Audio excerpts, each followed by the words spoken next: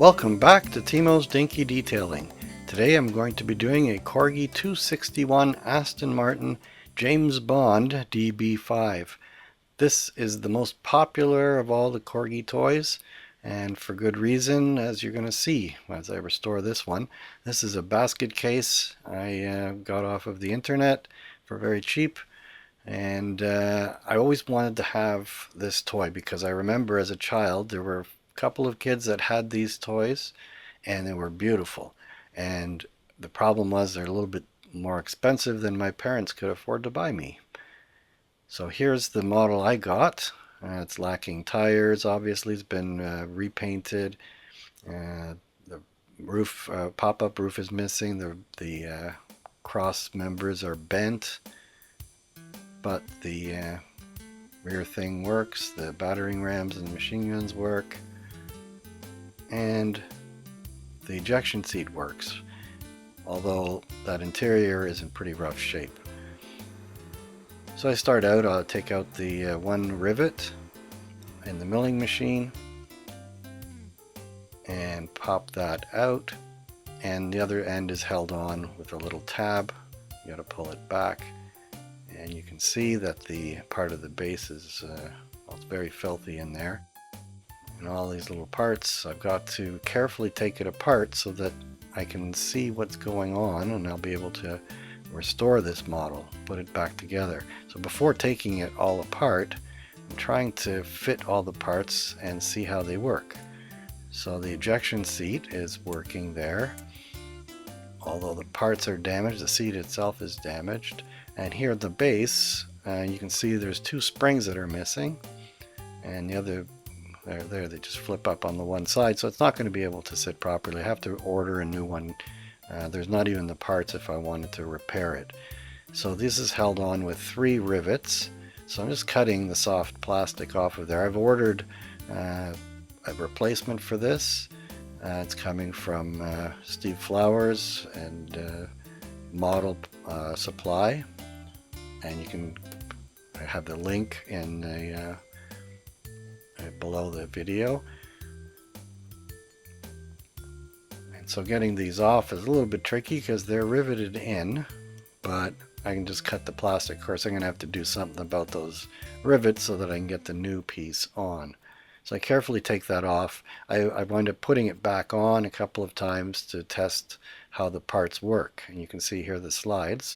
So this is for the battering ram and the machine guns. So basically that little post moves out of the way and the spring pushes the battering rams forward, and this one is for the ejector seat. The wheels and axles are one piece. They don't have to be ground off, don't have to be removed because they're installed, and then those springs go in and hold them in. So the next step, and my usual method, is to drill out and put in a screw. This one is a 256. Here you can see my Union Butterfield tap, 256 NC, which is national course. And I look up on my drill index for the 50 drill, which is the tap drill for 256. And back in the milling machine, I drill out a nice hole. There's a lot of room there to drill nice and deep, so I can put a deep thread. And here you can see I have the spring-loaded tap centering device, which is terrific because you can cut your thread and it's going to be perfectly straight aligned with the hole. And because it's spring-loaded, it follows the tap. So I speeded that up, obviously. I always use a lot of lubricant cutting fluid because these materials are very chewy and I don't want the tap to break in them. So here's the body, and it's in very rough shape, so I'm going to bend those cross members back into the alignment, and I do this elaborate process with blocks and parallels and my really fantastic C-clamp that I made in school. And you can see here I bend them slowly and gradually, and I'm using the C-clamp to move it, and that way if I get to the yield point, it's not going to break off. It's just going to be in the same position as far as I went. And normally I don't get that far, but you can, if you do it just by pushing on it without any way of controlling it, you could break the piece. So this is a fairly safe way for straightening these things out. Now here I'm straightening the pillar on the windshield, and then you'll see now that the whole roof is parallelogrammed. You'll see on the left it's straighter up, and on the right it's more tilted. So I've got to balance this. So here's another way. Here I put it into the drill press vise with some parallels, and I'm pushing on it and pulling the whole roof over to the other side to try and get this thing in balance. It's a fair bit of work because it's in pretty rough shape, a very well played with toy. So after getting the body back into some kind of resemblance of the original shape, I'm going to strip some paint off of this. I'm doing an experiment on this one with the plastic. I want to see what happens to the plastic if I try to strip the paint off of the plastic. So it goes with boiling water, some caustic soda. This is outside. And now it's stripped, and I'm putting this thing back together because I'm trying to figure out how the thing works. The real challenge of this model is getting it to work again after all of this work. Now you can see the bulletproof shield is crooked in there. So this is something I can't fix with the original part. So I'm going to have to remake the entire interior part with a 3D model. So that's what I've done. You can see there's 4 more versions in the back. And this isn't the last version either. I think there were 10 versions that I had to make. And even then I had to grind the thing and file it to get the thing to work. It's a very complicated part. And I'm going to include a link to that part. It'll be available on Thingiverse for anybody who wants to do the same thing. So what I did was I tilted the guides for that thing so that the rear shield is straight and level. Now here's the bodywork. It's got the usual casting lines. It also has a fair bit of damage. So I go in and do a lot of work sanding and filing to get rid of some of that casting flaws that are left over. And this is just the casting marks. I want to have a nice clean shape of body. They're well designed by Corgie and to be in nondescript places and where there's seams otherwise, like here on the fenders. But I clean it up much more.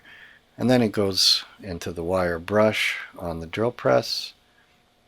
And there we go, it looks nice and shiny.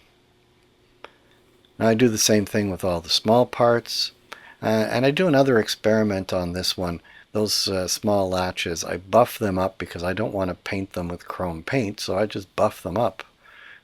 And I'm going to be doing that on models in the future, including with bumpers. So here I'm painting finally some primer, and for the base it's getting gray primer, and then I'm just going to put some coating on that because the base is supposed to be gray, so I'm just going to coat the primer coat. So taking the axles, and these are the wheels have been paint stripped, and I'm cleaning up the axles on the buffing wheel. And I'm going to be painting the wheels, and so the axles I'm going to have to tape up. So for the little ends, I'm using this liquid kind of rubbery masking material, and then tape.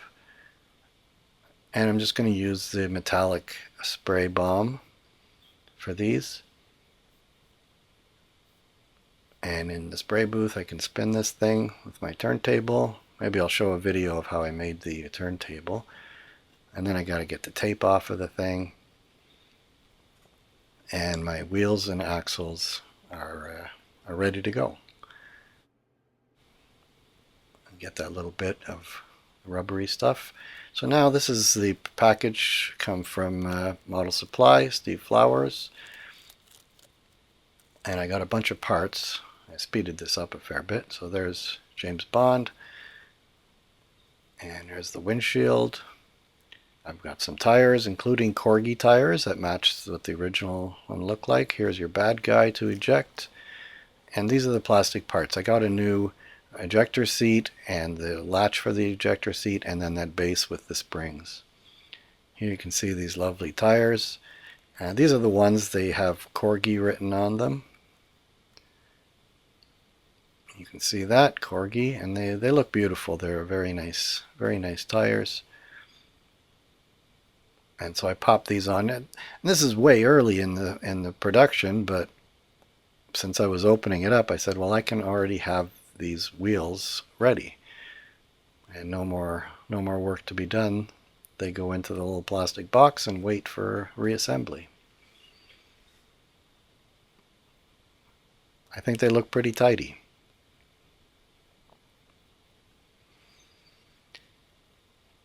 So here I'm showing, this is one of the interiors that I made on the as a 3D model. I printed it out. I printed out some 10 of these. This is an earlier version. They all look perfect. They all had minor changes that had to be made, and in the end I still had to file and tweak them so that they fit perfectly and actually worked with all those little gadgets. So here I'm painting finally the final version with a pink primer and some trim clad red high visibility paint, which worked out really well.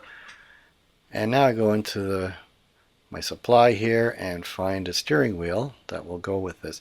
Now the original model had a steering wheel that had to be loaded from the top, and you'll see later on I had trouble with it. I 3D printed a new roof. Steve Flowers was out of stock, and so I just decided I would design one and print one by myself. That'll be available on Thingiverse as well. Now after painting primer, as usual, I go in with the sandpaper and clean up some of it, and it always has to get another coat at least one time.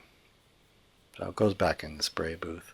Now I put a coat of primer on the flip-up roof that I designed, and now we're ready to put the paint on it. And I'm using this. This is beautiful. This is a Mr. Hobby aqueous paint, and I put the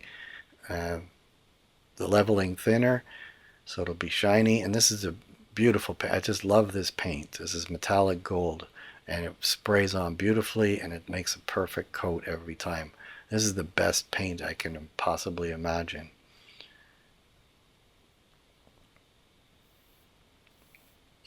So in the spray booth, it's a good idea to look at the camera and what the camera sees.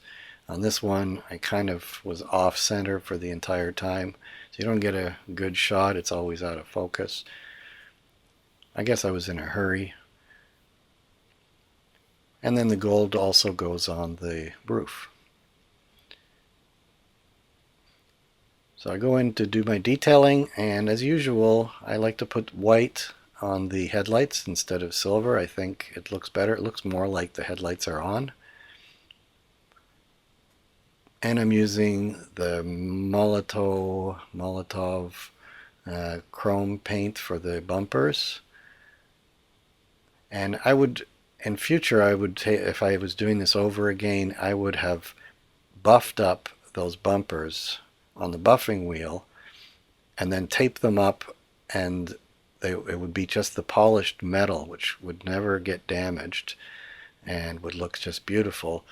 And I thought of this after I had already painted the gold, so I'm going to be trying it on some other projects. I did it on this one for the switches for the ejector seat and for the machine guns and front battering rams. And I'm detailing this a little bit more than Dinky did, but not really a lot. Now taillights, it's hard to see there because the orange paint, this is kind of matching at least the color scheme where the lights are on the actual Aston Martin.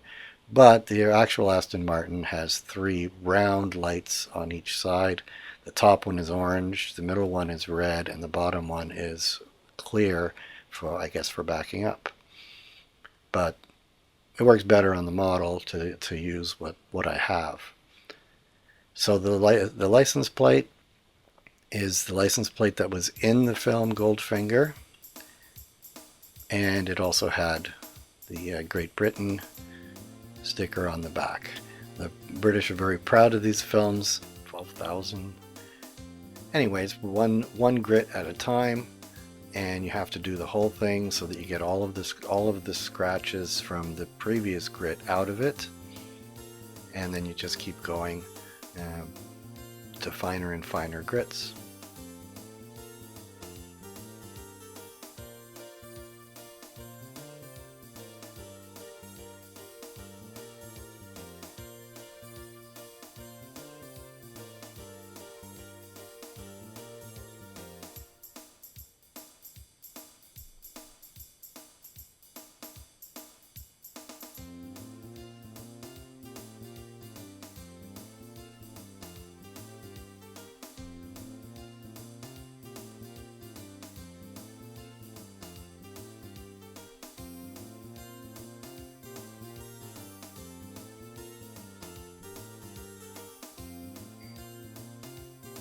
And there we've reached 12,000 grit, and this is what Marty over at Marty's Matchbox Makeover said.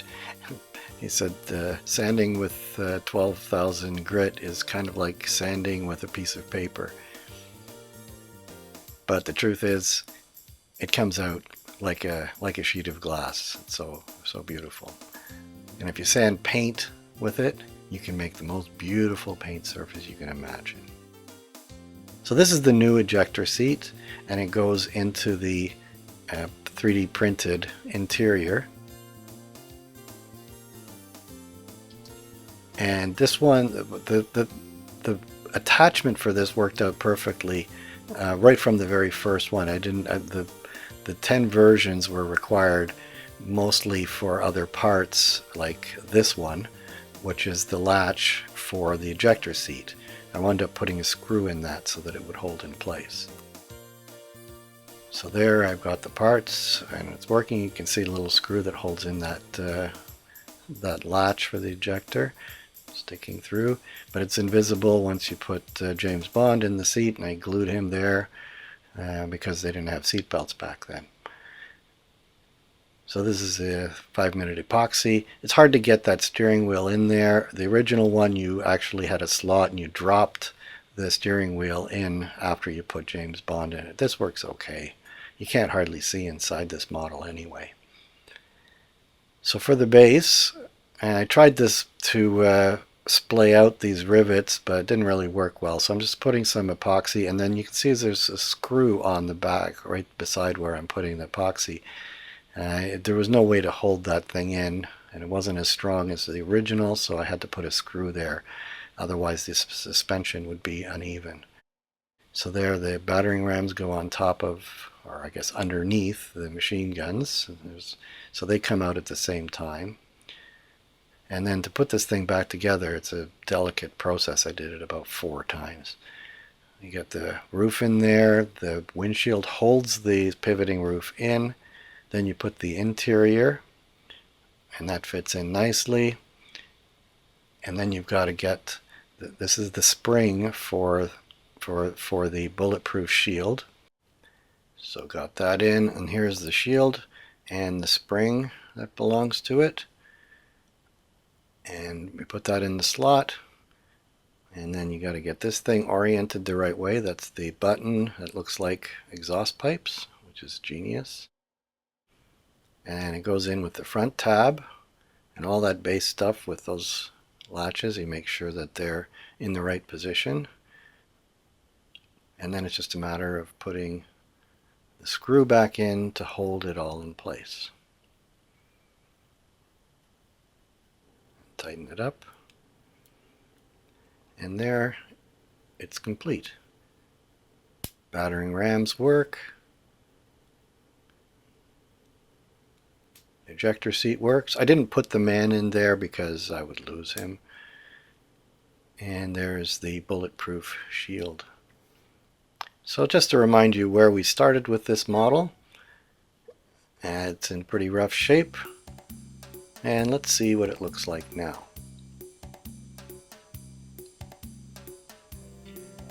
So that's a beautiful model. Everything came together in the end perfectly, and I really love this model. I bought this one even though it was a bad basket case. I think it came out just stunning. It's a gorgeous model. The paint is just beautiful. The wheels and all of these accessories worked out perfectly. And you can see the chrome on those battering rams. I've just buffed those on the buffing wheel. And same with the latches for the battering rams and for the ejector seat. And there you can see the bad guy in the ejector seat. This is just before he's launched into the air. So I hope you enjoyed this episode of Timo's Dinky Detailing. And remember, like, share, and subscribe. I always say it, but it really does help. So until next time, be seeing you.